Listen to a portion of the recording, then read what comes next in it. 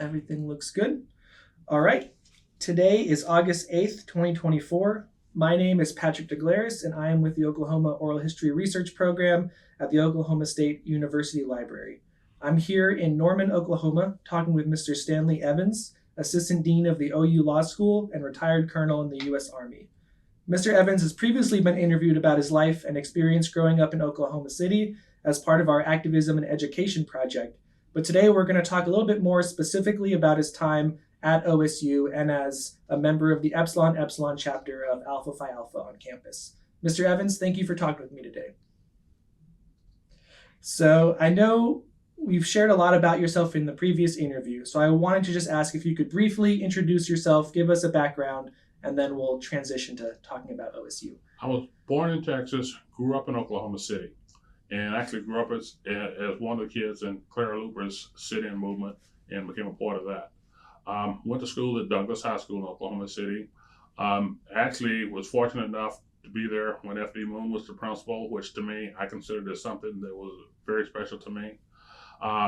There was another person there by the name of Dr. Melvin Todd, who became my counselor in later life and really set me up and got me to Oklahoma State. I don't know if I would have even went to college at all without Dr. Todd. Dr. Todd saw things in me and says, we need to get you there. And then on top of that, we need to get you to Oklahoma State. Mm-hmm. And so that's how I got to Oklahoma State. As I stayed at Oklahoma State, did not graduate, flunked out, and went into the Army after that. Spent 32 years in the Army. And to be very frank, the Army turned my life around and caused me to grow up. Left the Army in 2000. My wife told me to go find something to do, so I decided to come to law school. So I came to law school here at OU and graduated in 2003 and became the Dean of Students immediately and working with students. I retired from this position in 2012, I think. And the Dean at the time, who is now President Harris, asked me to stay at the law school and to continue to work, mentor, and guide our students as they're transitioning from the student they were to the lawyer they're going to be. And that's kind of where I am right now. Of course, I'm married to Stanley Evans, who is from Muskogee, Oklahoma, and who I met, believe it or not, at Oklahoma State in the African-American part of Stillwater. At that time, it was called the Ville. I don't know what how I describe right now, but she played piano for one of the churches there, and I went down and we were doing some community service work in the community and met her, saw her, and after a period of time, I worked up enough nerve to ask her on a date, and things just went right with me and her from there. I was going to ask about that. I was wondering, so I'm glad you brought that up. So I want to start talking maybe a little bit more about Dr. Melvin Todd's influence on you.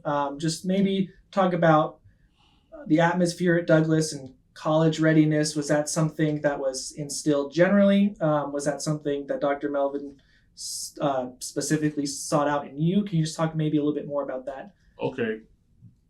Do you know about Dr. Todd?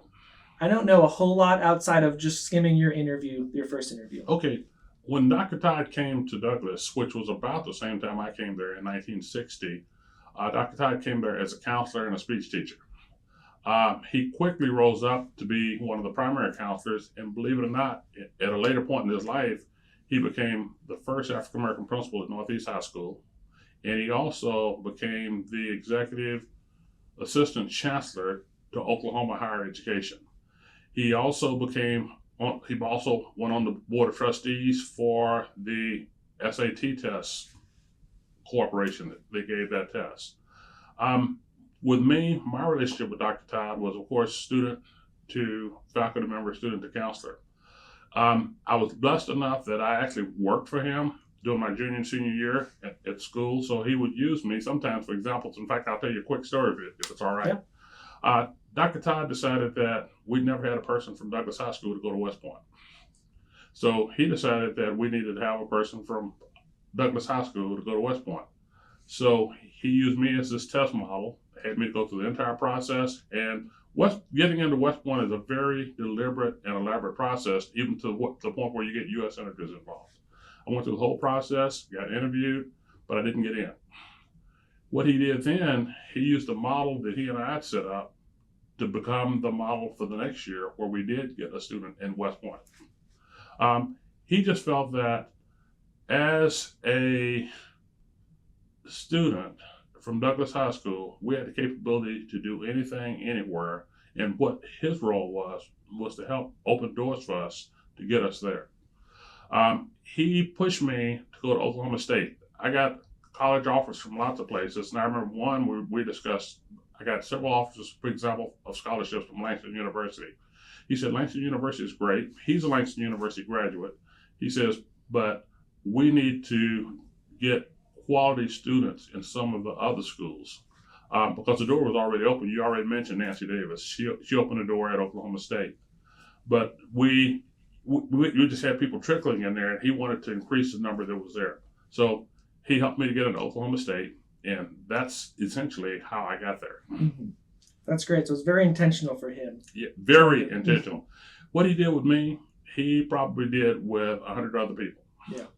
I talked to people all through the time that I was at Douglas, and we share how Dr. Todd helped direct our lives into places that where there were opportunities, help us open doors to what we could be, and then push us to be there. And we're all over everywhere. Mm-hmm. And so can you talk a little bit about your first impressions of Stillwater and OSU then?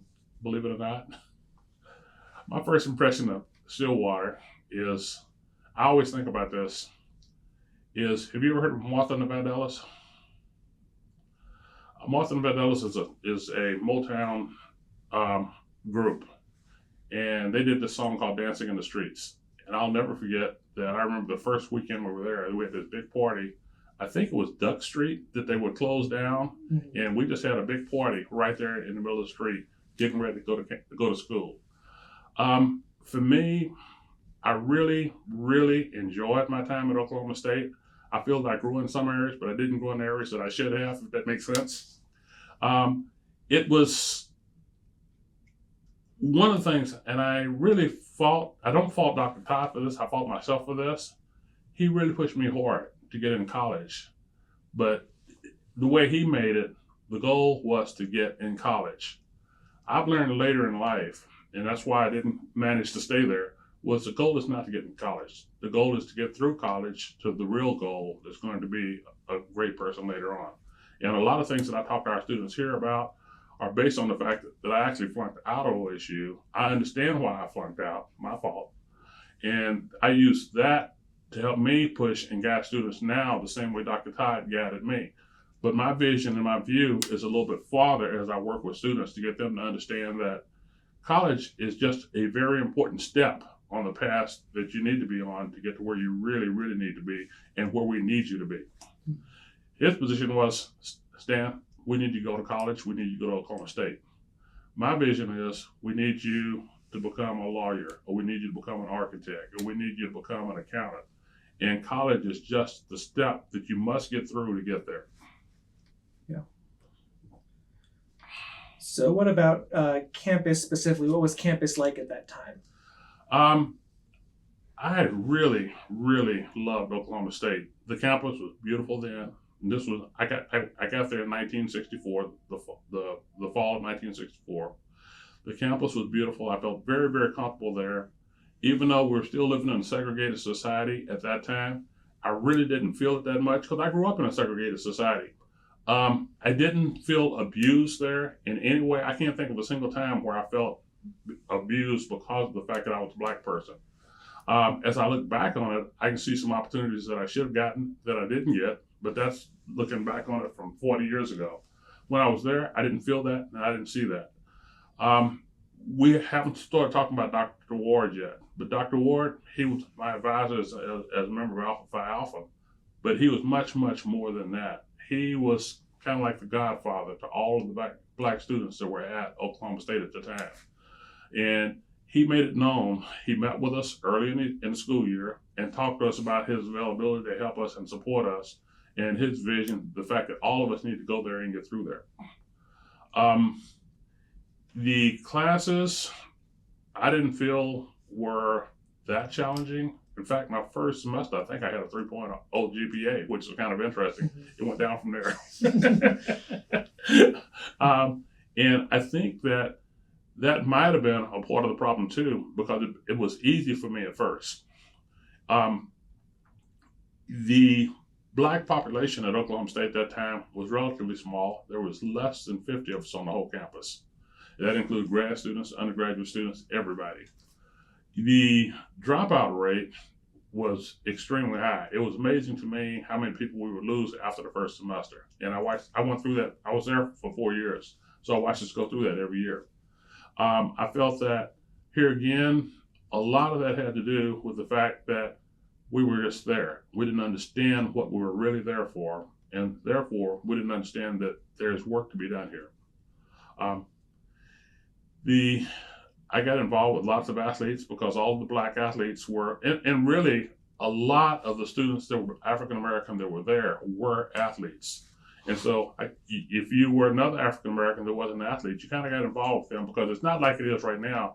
Like if you come to OU or you go to Oklahoma State now, the athletes are kind of separated by themselves because there's so much for them. Mm-hmm. They're so intense in the program. At Oklahoma State back then, we were all there together. We all knew each other. We all hung out together. And for lack of a better term, we loved each other, if that makes sense. Mm-hmm. Yeah. The thing that I also remember doing that first semester, was we connected to the African American community there in Stillwater too. In my mind, because I came up in Oklahoma City, the community in Stillwater was a small community.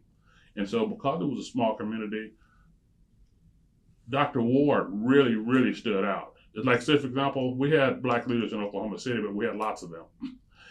In Stillwater, Dr. Ward was it.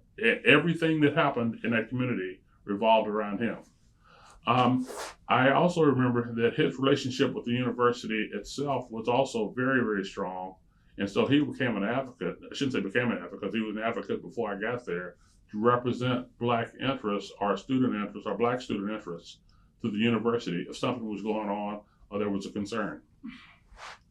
Yeah, it's really interesting talking about Principal. I think of him as Principal Ward in that way, because what we talked about off the record was at this time I wanted to ask if there were other resources or support roles on campus specifically for black students in kind of still this period of integration that was going on for 15 years on campus. But like you said, there were only 50 black students at the time. So it sounds a little bit like Lee Ward was filling that gap of providing that support role. Mm-hmm. And so I was curious, were there any other people on campus that you saw specifically as an advocate on your behalf, or just generally supporting black students? There was a white man there that would really work with us, and we all knew him. I cannot think of his name right now. Looking back, at the time, we didn't really like him because he talked down to us, if that makes sense. But looking back at him, he was the person, even though he talked down to us, what he really did was kind of push us in such a way that he made sure that we were at risk there, if it makes sense. Mm-hmm. And so he said, if you don't do this, you're gonna flunk out. Or I'm gonna see that you leave. Or if you, and it sounds threatening, but at the same time, it was telling us what the standards were. I don't like the way he did it, but that's what he did. That makes sense. If we had financial issues, he would also be the person that we would talk to about that. And so sometimes if you had a financial issue, you could go to him and say, I got this problem, I need this. And if he could figure out a way to help you with that, he would help you with that. Mm-hmm. So it's kind of like a love-hate relationship. I don't remember his name. Was it something like Schmalfield or something? I can't remember. Okay, that's okay. We won't worry about it. And I don't want to call somebody else because I wasn't totally positive about it. Yeah. But I do remember he was there, and I do remember that we could talk to him. Mm-hmm. And the conversations were like, oh, man, we got to go talk to him. Mm-hmm. But that was another part of that. We had counselors, but they kind of like, even now, I'm not really happy with the way counselors and advisors are, because generally they're students or young professors that really are more concerned about their own career than they are about helping and working with us. I firmly believe that a counselor needs to be somebody that's really locked into the system and really understands what they're doing. Like, say, for example, if you go to a counselor about a class, they would say, yes, you should take that class or not really understanding what your long-term goals are and how that particular class at that particular moment would fit into it. Mm-hmm. I remember particularly talking about a counselor about some class that I wanted to take, and the classes are set up in such a way that they're prerequisites for other classes, and if you don't get them in the right order, you just screwed yourself up. Mm-hmm. And we really didn't have a concept about that, so that sometimes that would cost us time and maybe not allow us to graduate as fast as we could have graduated. Yeah. It was hard, not in the sense that it's a negative thing, because I still see it right here, right now, is that when you come to college as the first person in your family that's ever been inside of a college campus, you don't know what questions to ask, and you don't know how to, I don't want to say force, but allow the person to help you, because you can't ask or say, this is what I need, because you don't know exactly what you need. And again, that was the environment at Stillwater at the time, but I see the exact same thing at OU right now. So I don't think we've changed that, and it doesn't matter what complexion you are. Mm-hmm. Yeah. I would like to see us understand that every single student is important. I would like for us to understand that every student needs the best that we can be, and I would like to see us have great people in counseling positions. I think that would have changed back then, changed how a lot of us would have managed to get through the system, and being one that didn't quite get through, and by exposing us to what we needed to do early enough that we could do something about it.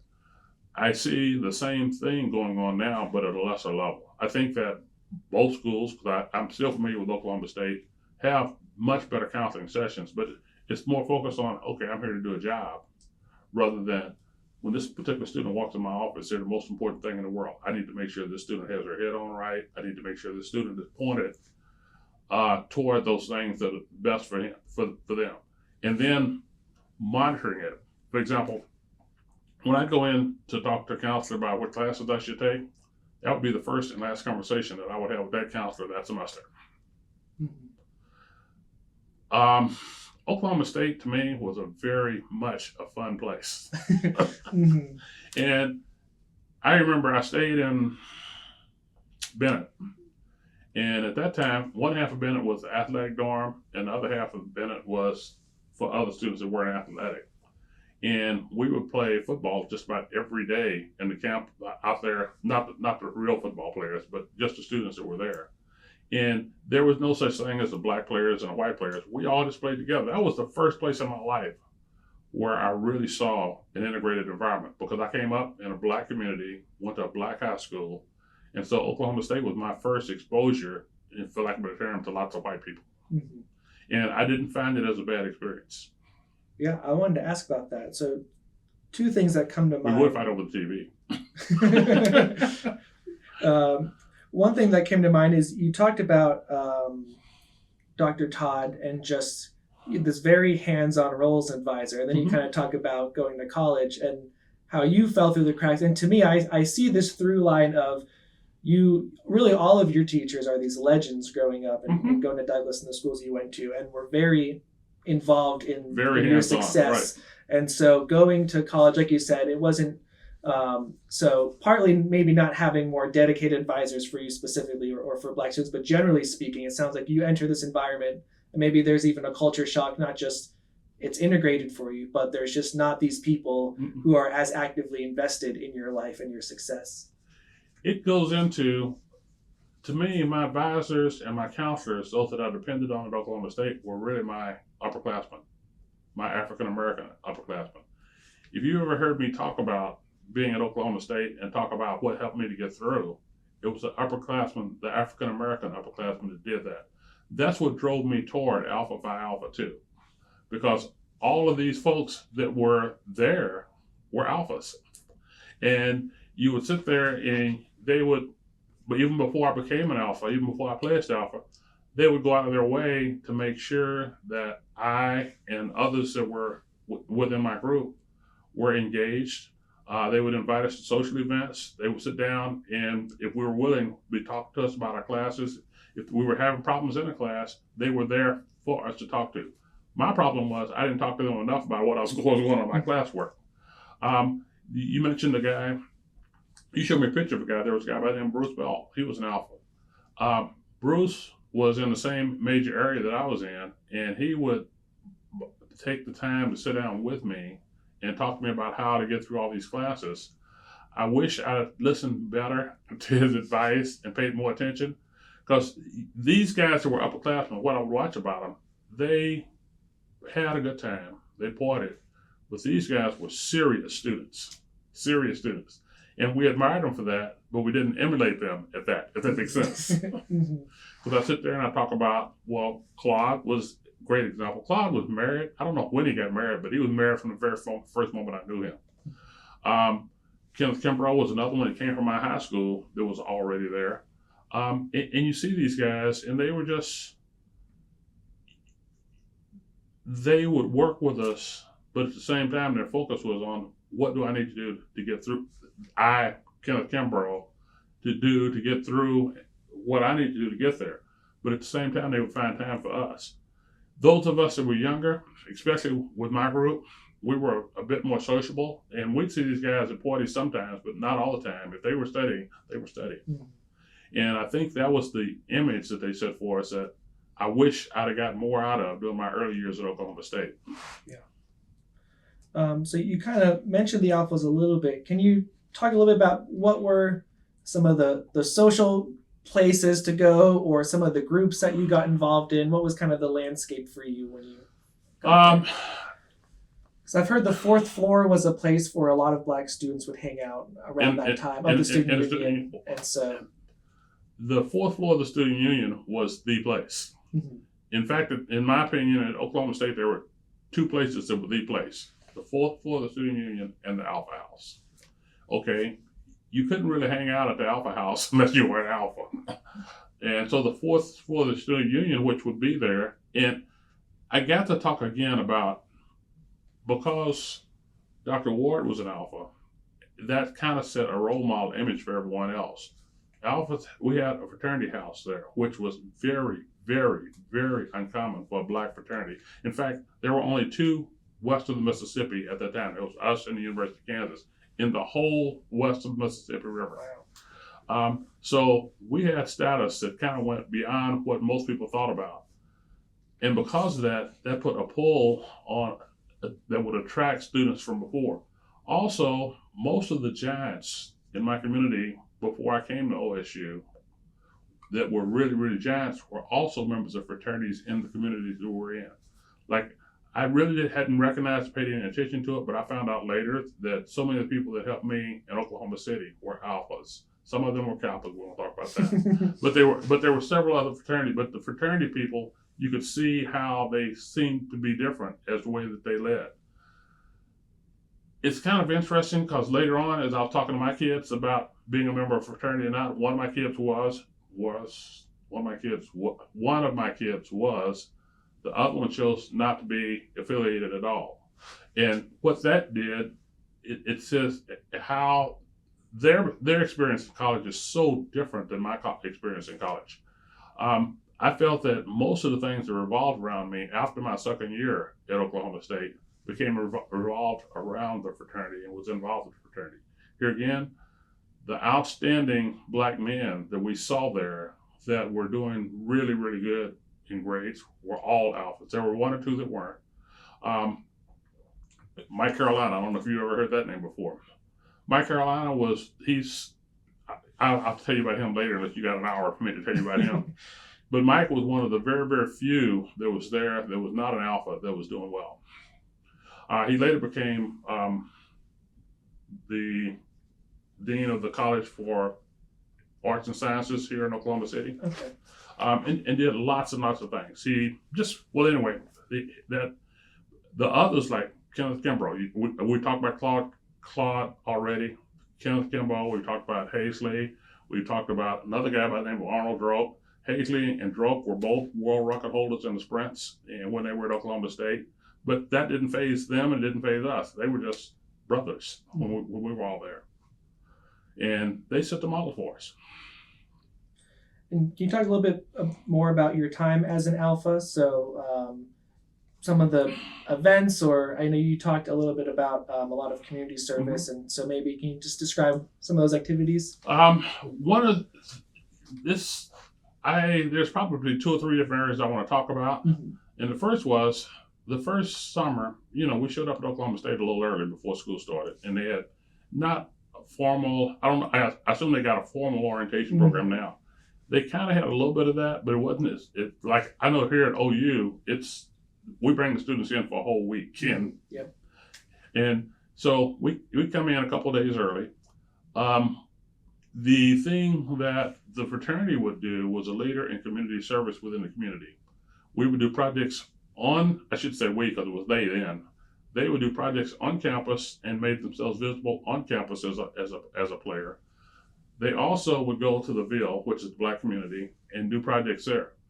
The first time I went down there to do a project was very early in my first semester, and we were working, doing a cleanup project around one of the churches there. And Reverend Reed keeps telling me it was his church, but I have no idea.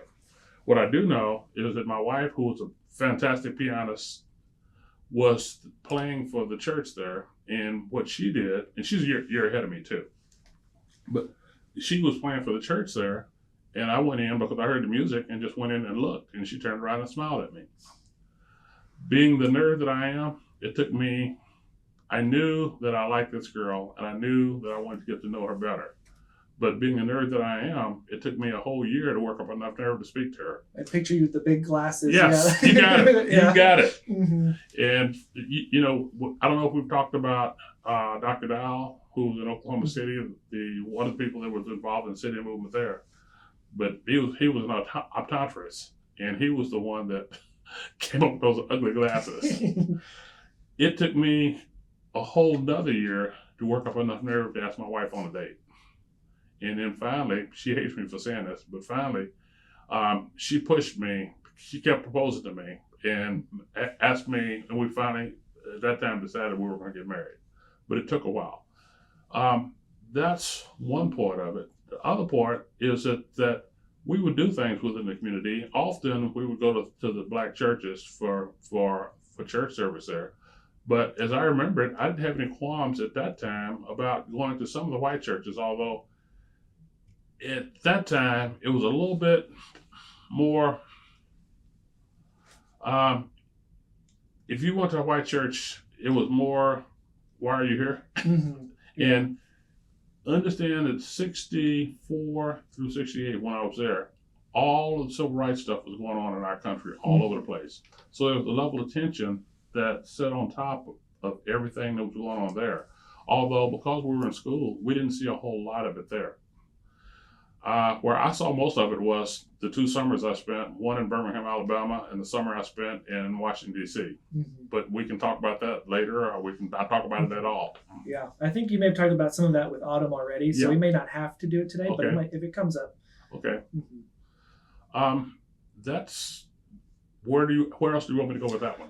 Well, I was wondering too, was the Stillwater, Washington school still open? I know, so the high school integrated and closed in 56, but they kept grades through 8, and then the middle school opened a little longer. So was it? I wasn't involved enough in the community to be really familiar with that, but because I wasn't sure if tutoring, maybe if that was something that was happening. We did. Okay. We did that, Mm-hmm. and the tutoring was pretty well organized. Actually, I've talked about my fraternity brothers.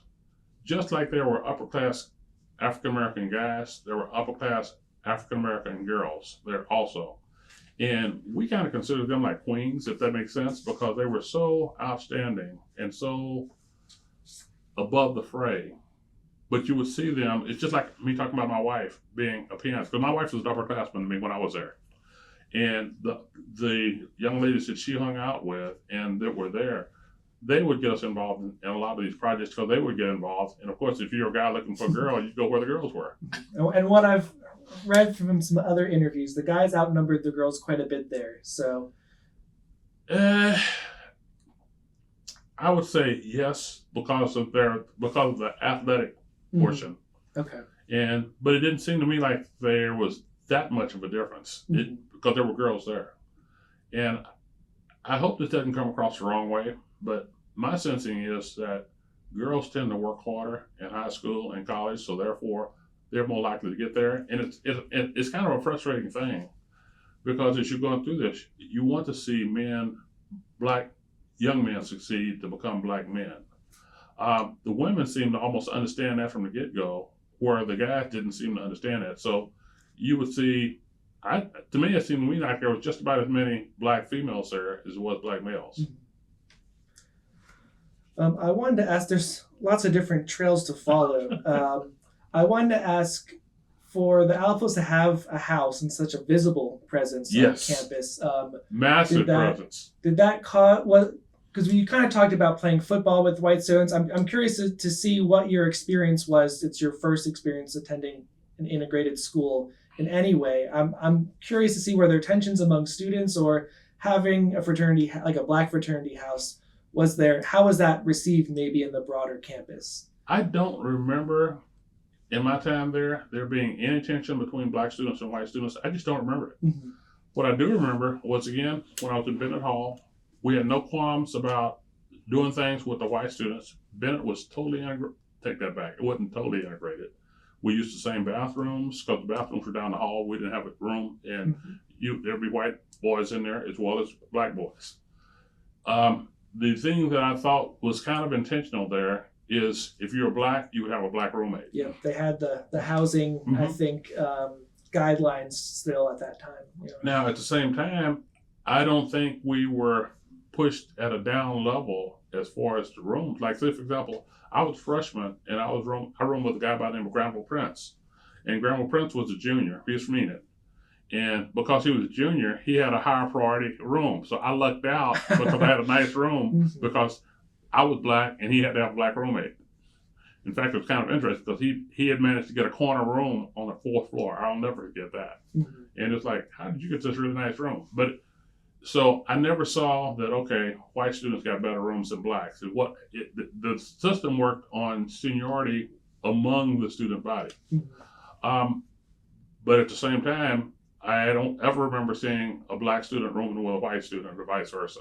Yeah. I stayed in Bennett, I stayed in Cordell, and I stayed in the Alpha House. Okay. And is Cordell still there? Cordell? Yeah. No. Okay. So yeah, that one I think in the last few years they probably took the football. It's probably where the it's football expanded. stadium is. Yeah. They've expanded. So, and you were a business major, was that correct? I started out, believe it or not, as a math major. Okay. I went from being a math major and to be very frank, I could see that wasn't going to work. Although I was one of the top students in my high school at math. I want to make sure I say this right, because here again, I hadn't really discovered the work ethic that you need to have when you go to college. And it wasn't really drilled into me how important that was. And so math became hard. I said, let me find something that's a little bit more easy. And I think that from there, I went to something else, and then finally ended up in, accounting, and then from accounting to general business. Okay. And are there any teachers that stood out to you that you can remember, any professors or? No? Okay. And I don't remember, to be very frank, I don't remember any that took a special interest because I was black or because I was there or because I was struggling. I just, the teachers that I had, I won't say they were bad, they were good. But at the same time, when you got a kid, and what I remember is the later years, that's cutting class all the time, you don't want to waste a whole lot of time on that particular student. Yeah. So I just did not have what I would call a personal problem with professors. I did not have a problem with black-white relationship there.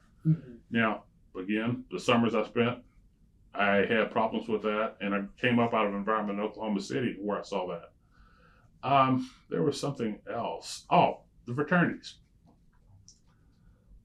When I became a member of Alpha, our fraternity house was right next door to the farmhouse. I don't know if you are familiar with them, but the farmhouse's house is still there. And we had a relationship with them that was very positive. And the fact that they would come visit us, we'd come visit them, we'd work together. Often we would do community service projects together, both groups. They also had a basketball court in their back of their fraternity, and we were welcome to go there anytime we wanted. And we play basketball either among ourselves or with them. I just don't remember anything negative. I just remember positive experiences about that. With the other fraternities, they were on the other side of campus, because us and Farmhouse were kind of like exclusive of ourselves. We were 408 Washington, and the next house over was the Farmhouse fraternity. How they got the name Farmhouse, I used to know, but I forgot. In fact, I think Farmer House might have been exclusive to Oklahoma State, Okay. but it was just a good group of guys that we liked, and they just treated us like people. Mm-hmm. The interesting thing was, because of the location of our fraternity house, we had this massive front yard.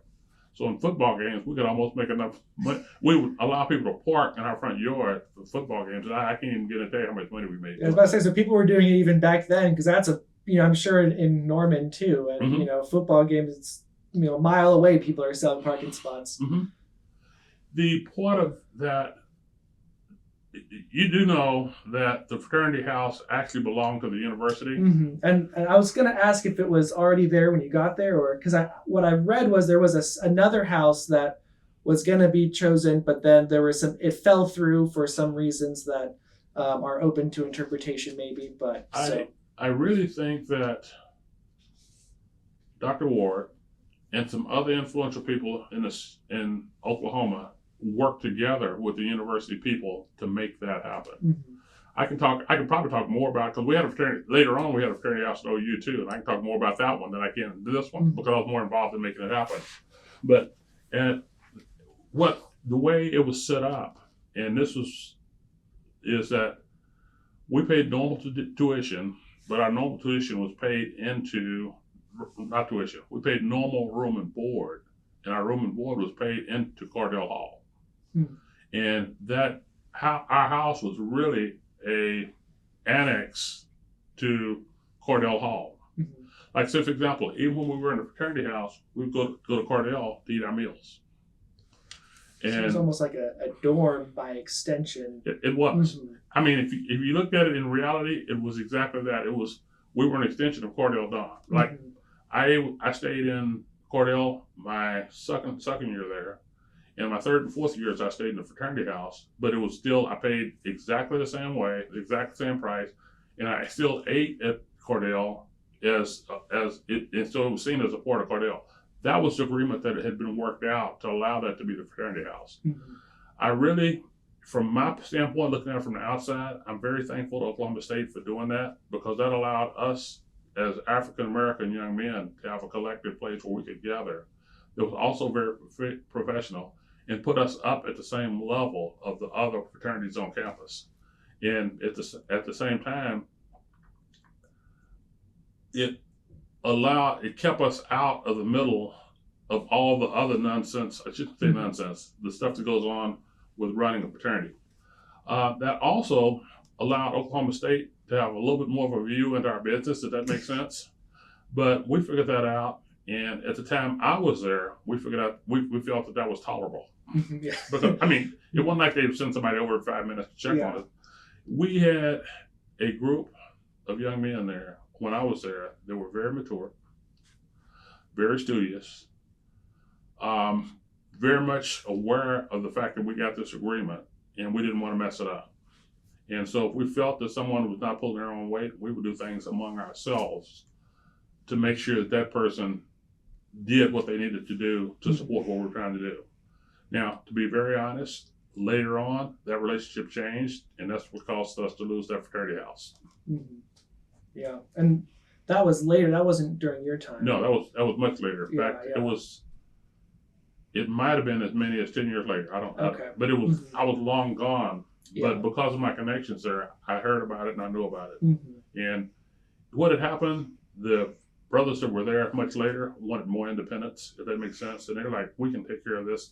And they also saw, since we were paying the same level of room and board that Cordell was paying, they're like, that's too much. We can run our own fraternity and not have to deal with, they felt that Cordell was getting too much of our money.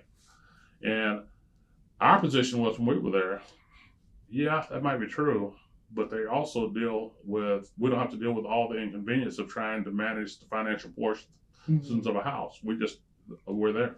Yeah. The only real requirement they had of us was to keep it full, which we did. And can you give me like the physical house? Yes. Can you talk about it? Absolutely. Exterior, interior, just so we have a sense of what it was like. It's a 2-story house with a full basement. And as I stated before, it was on the corner. It was 408 Washington Street, and it sit right there on that corner. There was catty corner for the footballs. There could not be a better location. There really, really could not be a better location. And we had this massive front yard. Even like, say for example, I mentioned we go to the farmhouse to play basketball. They'd come over to our yard and we play football. Mm-hmm. And so there was kind of a partnership there. And both of us were very, very positive about each other. The way the house was designed, when you walk in the front, it had a front entrance, a back entrance, and an entrance on the south side of the building.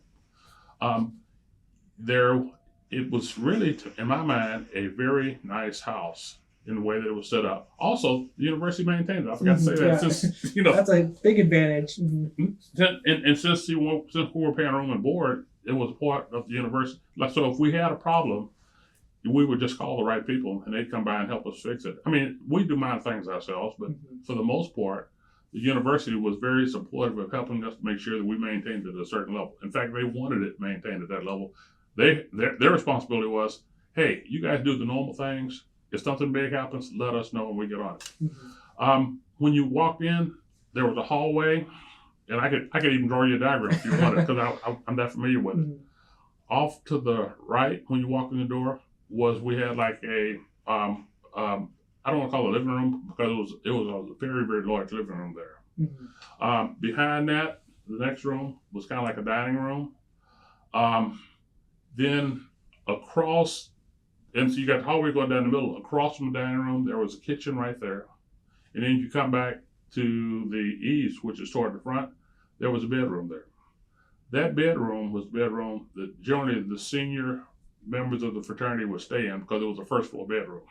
So they could know the ends when people were coming and going. And when I got there, I never earned the right to get to that bedroom, if that makes sense. And it was a little bit larger, but so that was the first floor. The second floor had a bedroom in each of the four corners. And we would have generally two people to a bedroom up there. And I think there were, for the most part, bunk beds up there. Mm-hmm. Common bathrooms on the floor? There was a bathroom on the first floor and there was a bathroom on the second floor. You went downstairs, and the downstairs was a large basement, and that was kind of our party room.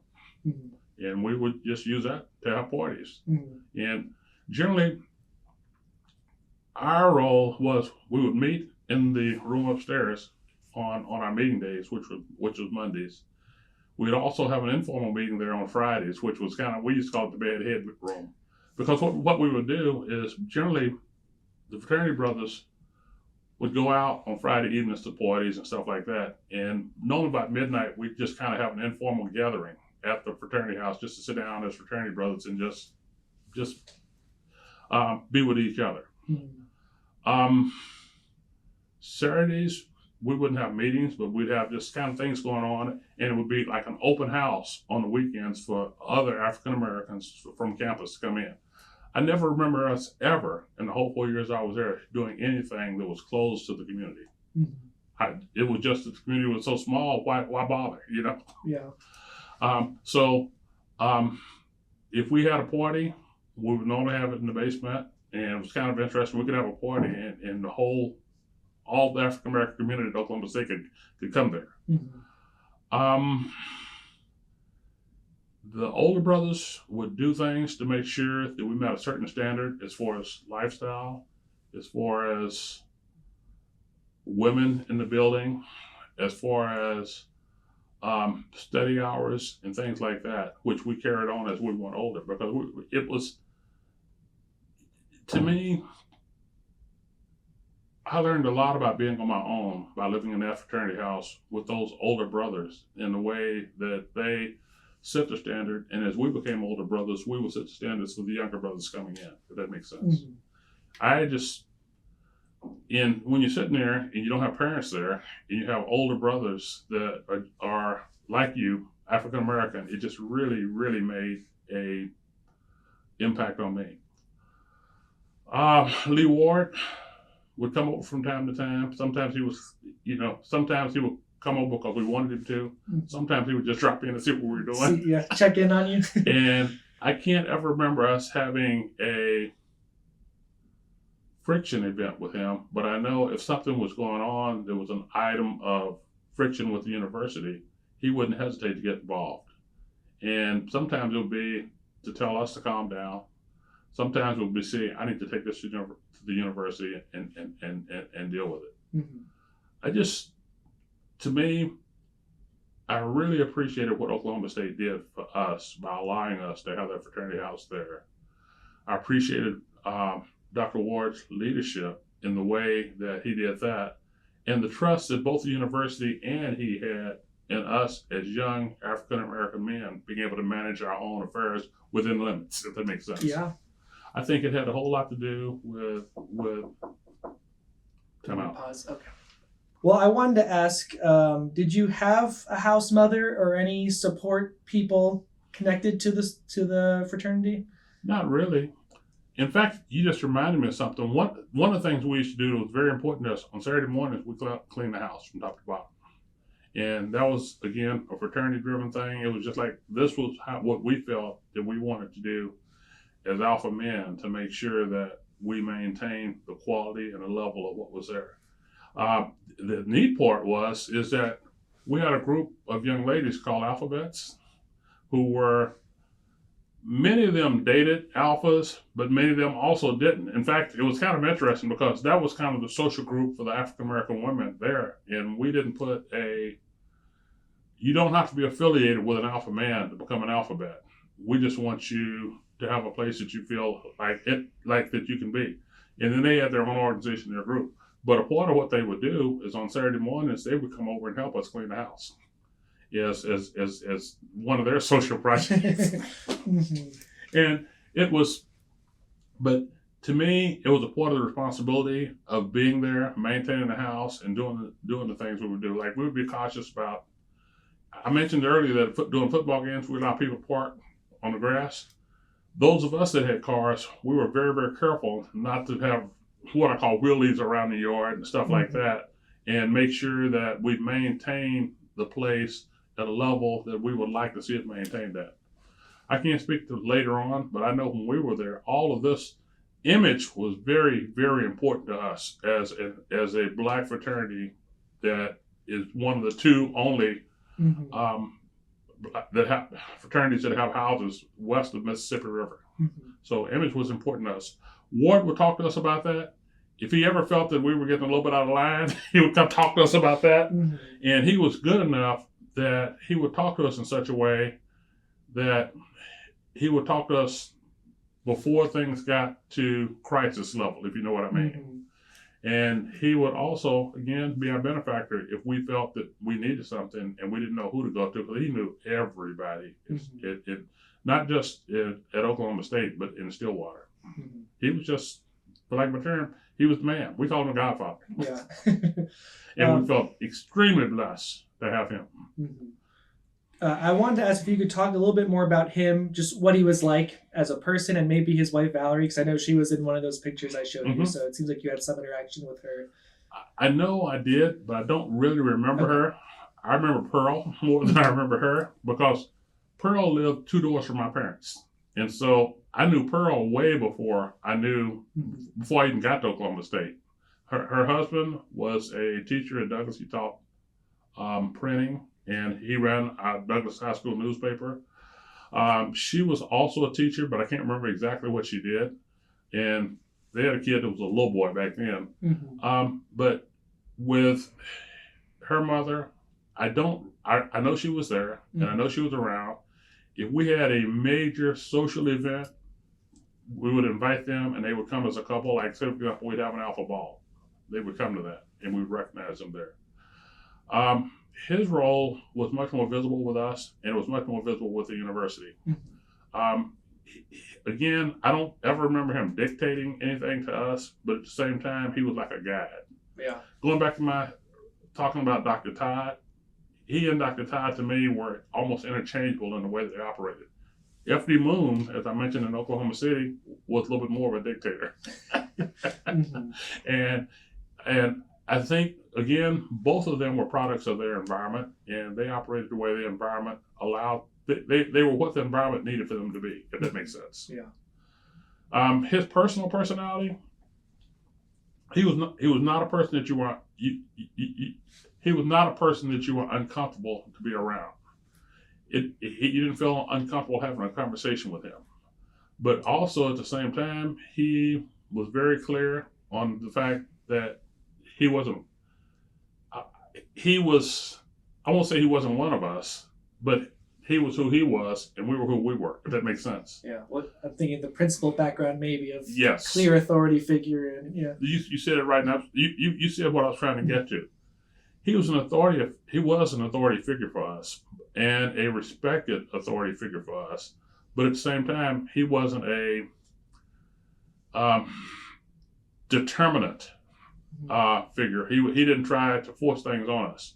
Like if something needed to be done, every once in a while, it'd be more like, "Hey guys, you guys need to think about this. You need to do that." It wasn't like he wasn't a finger in our face, if that makes sense. Mm-hmm. We clearly saw him as an advocate for us that we needed to listen to make sure things went the right way. One of the things I really wanted to ask about too is in our talking before the interview, you talked about your role in helping establish other chapters across the state, and I was wondering if you could just tell me a little bit about that, how you got involved with that, maybe. I think that I became a member of the fraternity in the spring of 1966. The way we did our pledging process, we would start pledging one semester and we would go over the next semester to make sure we made grades during the time. Sometimes we would lose people because they didn't make grades. The other thing that would cause us to lose people was that Langston University, which is about 20 miles from Oklahoma State, I could literally drive there in less than 20 minutes. But the fraternity brothers there would often come up and, for lack of a better term, help us with our pledges. And what they would do is they would do things that would drive our pledges away. My line, for example, started out with 16 pledges, biggest line I'd ever seen. We basically that year, I should say they because I was coming in that group, was probably the biggest class in the history of Oklahoma State at that particular time. And we had just about every male person at Oklahoma State there that pledged that year. Beta Kappa found out we had a large line, and their position was that there shouldn't be that many men that were capable of being alphas at Oklahoma State at that time.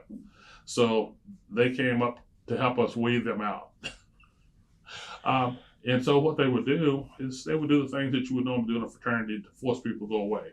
During that time, out of my line, we went from 16 down to 6, and then down to 4 that finally went over. Because of that, the 4 of us that were left and the other older brothers that were already there, we developed kind of a confrontational relationship with the chapter at Langston. And our chapter, if we had 20 people in the whole chapter, that was a big number.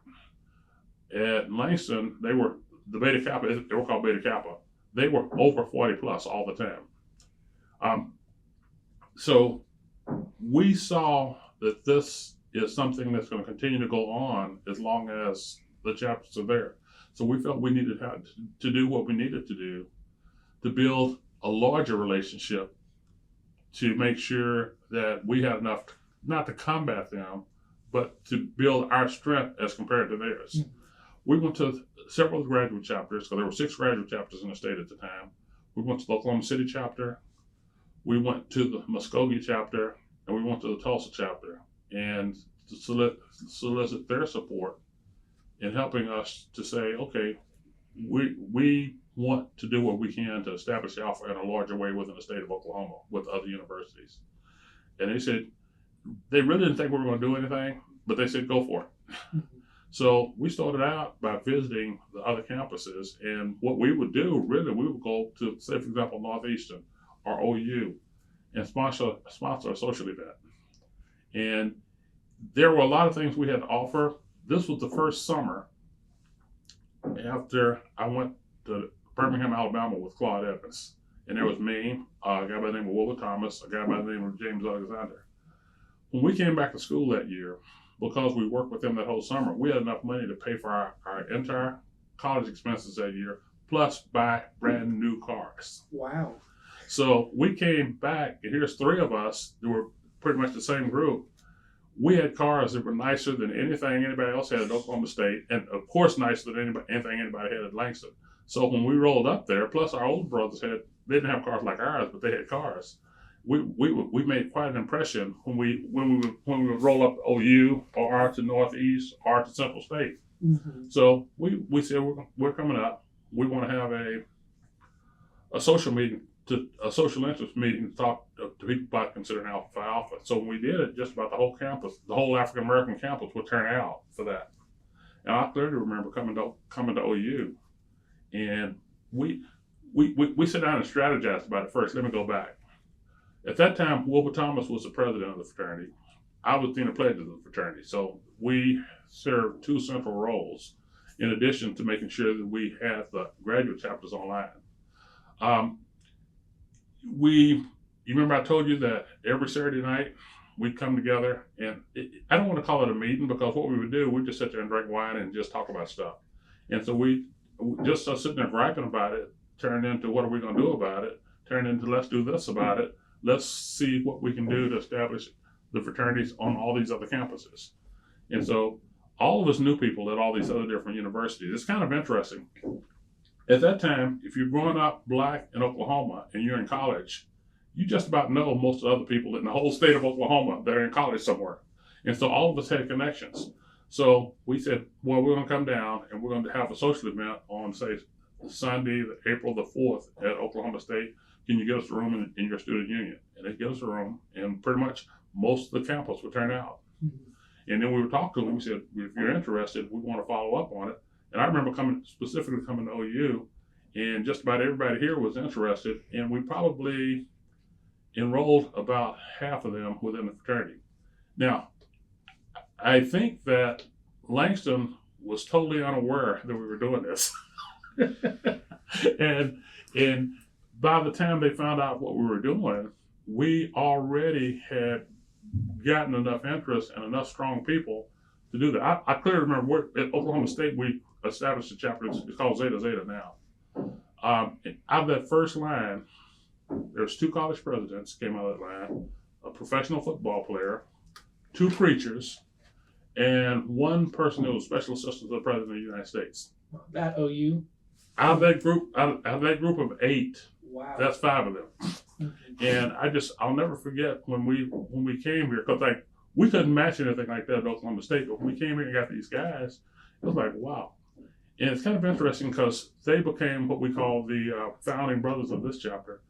And it's interesting to me that I'm much closer to that group because I was their dean of pledges, even today, than I was to our founding group, who there are actually 2 or 3 survivors of right now. Because my best friend in my life right now still is out of that line. And it's just that we developed it, and they were so serious about the fact that they wanted to be, and understand this too, almost without exception, we were all growing up in Oklahoma. They also had the backing of the graduate chapter fraternities from their own communities that were pushing them to do that, and there was never a path for them to become an alpha before until we got there and did that. Mm-hmm. So everything worked together to make that happen. We set it up, we organized it. Once we got them involved, we took them through the pledging process with the same pledge group that we had here. We had to do some interesting things, like we had to be, for lack of a better term, I became a road warrior that going driving from the different universities. And I think within a year, we had OU accepted by the national chapter and by the university here, because you have to go through that process too to accept them as a fraternity. The next year, Northwestern came through with a much, much larger class, and we got them in also to become national. Nationally approved. Mm-hmm. At Oklahoma, at Central State, Central State is a different horse because Central State is more of a we consider it as a university, but in reality, it's more of a school for people that live at home, and I'm trying to think there's a term for that. The commuter college. It's more of a commuter college campus. So we got some from there, but we could never get enough at one time for the next 2 years, because the critical number for Alpha was 7, because we had 7 founders in the national chapter. So we had to have 7 in any chapter we wanted to go to the national, say we want to create a chapter there. But we could get them pledges, and we could have them people they could pledge somewhere else. But we never had enough to have a chapter there at that time. Later on, they finally got the critical number. But at Oklahoma, at Northwestern and Northeastern and Tahlequah, and here at OU, we had the critical numbers almost from the get-go. Yeah, it's so interesting to me because you talked about how you didn't graduate and you weren't ready for college in some ways, but I see how involved and committed you were in all of these other things that were going on. And so to me, it's like you were doing so much important work as a student.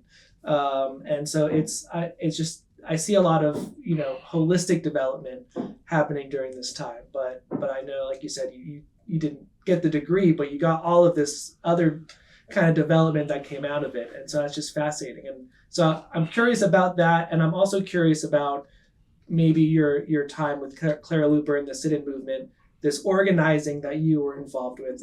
I don't know, did that instill like this idea that you could do this, or that you didn't question like, oh, if there's something to do, let's seek this out? And I don't know if you make those connections, but I do, and I did. But before I get to Clara Luper, I want to talk about one of the things. I think that I grew up a lot at Oklahoma State. I just didn't grow up academically, if that makes sense. Yeah. And because I was doing so much, that was a factor. My mother still thinks me becoming an Alpha was why I didn't get my college degree. She has never forgiven me for that. Never, ever forget it. She never. My mother hates fraternities right now. She said, well, that's what's cost you. And I'm like, Mom, if I hadn't flunked out of college, I wouldn't have become the man I became. And so if you like me now, you have to accept what I had to go through to get here, failures and successes. So I saw exactly what you just stated. There were so many other areas of growth that came out of that during that period of time that really, really helped me in other ways. I just wish for myself, and this is what I really, really push with students here, like we have strong African-American organizations right here at the law school and on main campus. And I work with them, and I advise them, and I work with them. What I work with them on is a mistake that I made, and I still see people making.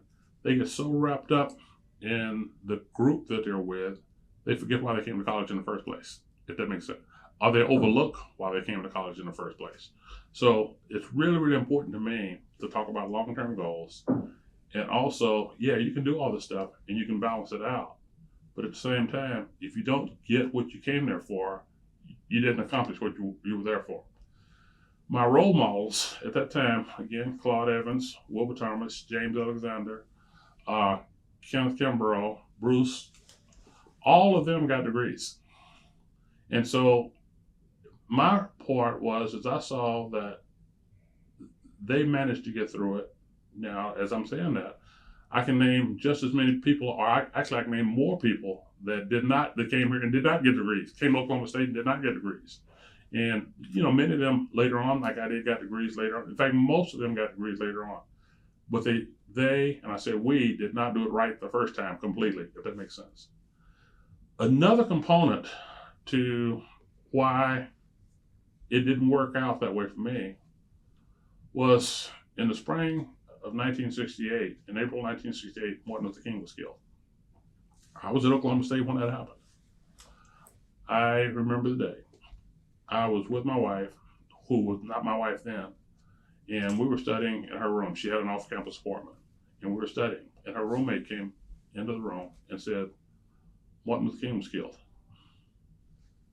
I can't begin to tell you what a state of depression I went in at that time. Because you sit there and living in the 60s and knowing all the things we're going through, there's one shining star. Actually, there were a bunch, but Martin Luther King stood out. Because it's like, you probably didn't know this. Stokely Carmichael came to Oklahoma State. Mm-hmm. The guy that later became mayor of Atlanta came to Oklahoma State. We had those; they would come there. Oklahoma State was very supportive of that. But getting back to my point, when Martin Luther King died, you're at the point where this is the guy, this is our leader, this is the person that says if we do all these things right, life will become better. So he gets killed, and you're like, if they'll kill him, they'll kill anybody. If they'll stop him, they'll stop anybody. And so you kind of reach the point of why even bother? Why is it worth it? What is it worth? And so that state of depression, I remember it was almost 2 weeks. I never went to class after that. Just, I was there, but I didn't see the sense in it. And it took me a long, long time to recover my sense of purpose, even in the other areas, if that makes sense. So I think that was a factor. I won't call it the factor, but that was a factor in the sense that I went through the state of depression for a while. The idea that we can recover from that, again, germinated within me. And over a period of time, I came back to where I needed to be. But at that particular moment, I just can't even begin to tell you how depressed I was at that time. To lose him at the time we lost him, and to be personally a person that had personally met him and a person that personally knew him, and to see him get taken out the way that he got taken out, it's just like, why bother? They're gonna stop us anyway. Mm-hmm. Yeah, I can imagine from when you were a kid working with Claire Looper, all of this forward momentum and going to OSU, and that can feel like an impediment of like what everything we've been doing that you personally were involved with can feel in vain. Mm-hmm. Well, see, first thing, this is spring of '68. The summer of '66, I'm in Birmingham, Alabama. Not as a freedom rider, not as a working with integration. I'm just there selling Bibles door to door to make money so I can buy a car. But at the same time, I'm dealing, and I see every day the situation that's going on in Birmingham, Alabama. I remember going one Sunday, we were going to a meeting just to sit down and talk about, and I think Claude might have set it up just to do a sales meeting to go where every Sunday we'd sit down and talk about what we're going to do next week. And we're in this town called Alabasta, Alabama, which is a suburb now of Birmingham. And we were in there. The sheriff walks into the meeting and says, "I'm here. I got to escort you out of town." And we're like, "What? We're just having a business meeting." And he says, "People know you're here. They think you're here about civil rights, and they want you out of town." We all walked outside the door, and there were just people there with bats and everything. And the sheriff says, "Get in your car. I'm going to escort you out of town. We don't want to have an incident here." And that happened. You drive up in somebody's yard, maybe just to turn around and go back the other way because you're on the wrong street. The guy would run in this house, come back out with a shotgun. And you're like, every time we got stopped by police in Birmingham or in Alabama that summer, they would take us out of a car because there might be 3 of us in a car. And they would say, "What are the 3 of you guys doing together? You have to be up to no good." And so they wouldn't strip searches, but they would make us take everything out of the car and look through it to make sure we didn't have something. It was, we were fighting for our rights, and they were doing everything they could to decline our rights, if that makes sense. So it was not a good time, but we're fighting our way through that. 66, 67, I was in Washington when they essentially burnt Washington down. I was working. That ruined my summer. But when we worked through all of that, and then when Martin Luther King was killed, it was just like, why bother? Why bother? And it just took me a while, me personally, to kind of get myself back together. I'm not sure that I didn't really come back to it until I was in the Army. And again, sergeants don't think of stuff like that. What sergeants think about is you got a job in front of you, get the job done. And they taught me how to grow up, and they taught me how to work around and work through things to make sure that I got the job done that was in front of me. And I'm eternally grateful for that too. But the thing, it's just really, really, it was really, really, that was really, really a tough time for me. Yeah. Well, I don't remember what Dr. Ward said about all that, but I know he was around, and I know he must have talked to us about it. Mm-hmm. I know he did. I know he must have, because he was the kind of guy that would talk to us about stuff like that. Mhm. And you can imagine being a principal, a school teacher in Stillwater for decades, just the things he had to fight for to carve that space out for him in the community. Mhm. And so, yeah, I would have loved to be able to know his thoughts about it. I don't remember, because again, I was in a state of depression, but I know that he had to do something because he was there, and I can't imagine him not doing something, not saying nothing. And Was there a response on campus to students? You know, there were nationally all these responses. Were there protests? Were there any type of activities like that? believe it or not, at that time, the bigger protest was about the Vietnam War. Yeah. And yeah, I was going to say, I'm sure there was lots of demonstrations and things happening. The 60s on campus was a time where students were protesting more frequently. At that time, I was in ROTC. ROTC at that time was mandatory for freshmen and sophomores. Oh, I didn't know that. Yes, it was mandatory for freshmen and sophomores. And if you were, once you got in your third year, you could opt out. And I'm saying this because to me, it's a positive thing. I love the fact that Oklahoma and Texas and this part of the country were very supportive of our military during a time where I went to Vietnam 3-4 years later. And when I came back from Vietnam, we weren't even allowed to wear our uniforms in this country because we might get stoned at an airport just for having a uniform on. And I just thought that was so unfair. And at that time, I had a fierce sense of pride about being in the military, coming back from Vietnam, or even going to Vietnam. Did you have that? Oh, I'm sorry. Go ahead. Did you have your own mind change of being a student in the 60s, of thinking about Vietnam one way and then being in the Army and coming out with a different perspective? Or I had people around me that had a negative impression of the military and a negative impression of where our country was headed. I had not a negative impression. I had an impression of frustration. One of the things I guess Claire Luper did was she made us more aware. And as a part of making us more aware, you start to see things that maybe you wouldn't have saw if you weren't aware. All of the flack about the Vietnam War, it didn't really bother me, except we actually had demonstrations on campus all the time. And Oklahoma State was not a very demonstrative place because it's more, we understand that we're part of the rural Oklahoma and we're okay. And so you didn't see a lot of it, but you saw a little of it. But most of the focus on everything that people really get incensed about there during my time was the Vietnam War.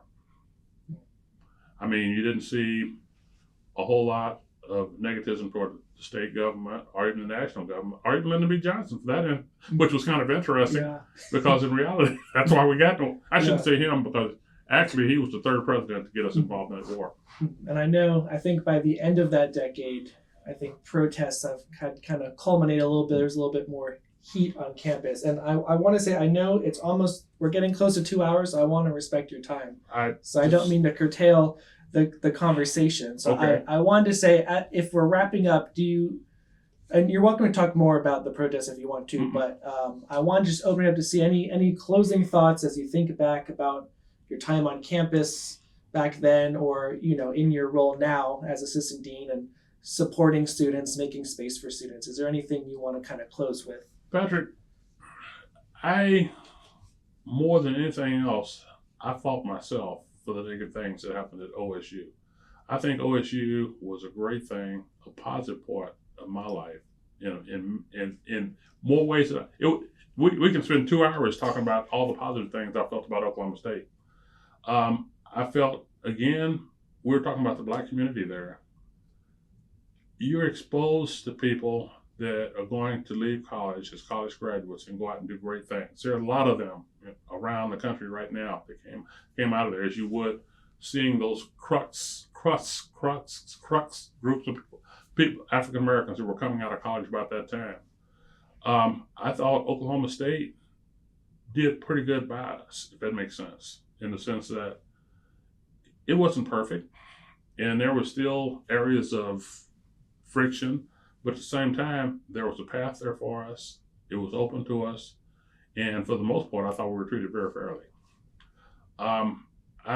As I talk to people today, one of the things I really, really talk about is one, take ownership yourself for where you are. I think sometimes we want to blame others for the situation we find ourselves in. And what we need to do before we start blaming others, let's look at ourselves and make sure that we're the best we can be in that situation too. Then also look around, and this is where the guy that I was talking about, even though I didn't particularly like him, at least he would lean over to make sure that we had what we needed. And Dr. Ward, we had mentors and we had guides there.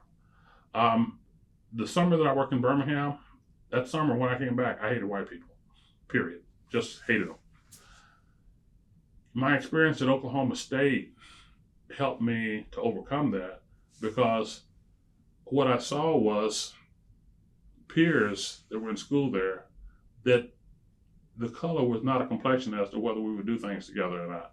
And so I said, well, what that tells me is everybody is not that way. And there are people that are supportive or at least neutral to what's going on. And so that kind of helped me soften my feelings, if you know what I mean. Mm-hmm. Because at that time you had the Black Panthers, you had the Black Deacons who were in Birmingham, who were very active, and all these other groups that were not preaching hate, but they were preaching anti-white because of the situation that we found ourselves in as blacks. I don't remember seeing any of that directed at me or at us at Oklahoma State. I know it was there, but because of the positives that were there, it was over. It caused it not to be as apparent as it might be. Like, for example, in Oklahoma City, I would see things from time to time that would remind me that I was a black person, if you know what I mean. Mm-hmm. I just don't remember seeing that at Oklahoma State. The opportunities that were there then are great. I think they're much, much, much greater now. I think as I talk to my students now, what I think I want them to walk away from, the battle is not won, but at the same token, we're so much farther along and we need to be smarter rather than reactive about how we fight and how we deal with things. The idea that you're coming through a law school and you're going to be a lawyer, learn the fact that it's much better to be a lawyer dealing with a situation than an activist dealing with a situation. An activist points the problem out. A lawyer puts things in place to fix the situation. And so when I talk to my students here who are lawyers to be, I say, be an activist, be involved, be a leader, but understand that you're coming out of here. There's going to be a lawyer, there's going to be a legislature, there's going to be a governor, there's going to be whatever. So prepare yourself for that and be ready when you get there. Use your experiences to help you understand how you can take the situation in a positive way and move forward with it. Well, that sounds like a great place to leave things for today. I want to say thank you so much again for talking with me. This has been a great interview so far, so thank you. Well, I'm here. If you need to do more, you know how to reach me. And to me, you honor me by being here and by saying, Stan, can we talk some more? And I just appreciate it, because somebody asked me the other day about, I don't know where I was. Oh, at church. And we have these men's meetings once a month. And most of the time, I try to sit there and say nothing at all, because we have a lot of young people that got a lot to say. And so I'm like, okay, if they've already said it, I don't need to repeat it. If they are so wrapped into what they're talking about, it's no sense in me starting an argument about it, because I'm not going to change their mind. So I just say nothing at all. But every once in a while, something will come up, and I said, I need to remind you some things, and I'll say it. And what I shared with them last time is that being old does not make you wise. Having experiences and being able to share them and to learn from them is what makes you wise. And so I said, I come here and I can learn wisdom from young people the same as you guys can learn from me. So I come here to listen. I know what's already in my mind. So I want to hear what's in your mind and hear how you guys deal with situations that confront you today. And so that too is important. We need to listen more than talk. Yeah. Well, it was great listening to you today. Thank you again. Okay. Patrick, again, it's an honor for you to come down here and spend a couple hours with me.